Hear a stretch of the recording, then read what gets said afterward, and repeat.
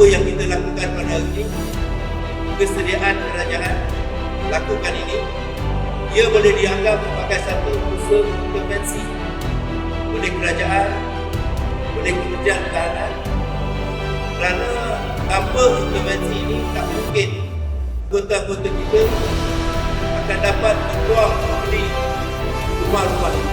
Dan saya anggap ini sebagai satu intervensi, kerana rumah-rumah yang ditawarkan melalui projek ini semuanya ditawarkan pada harga mampu milik sekitar RM150,000 hingga RM200,000, jauh lebih murah berbanding harga.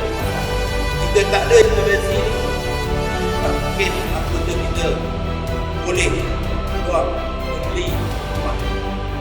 Dan ini semua merupakan salah satu cara kita berterima kasih kepada anggota-anggota KTM kita yang setia dan yang bersedia berkorban untuk tanah air.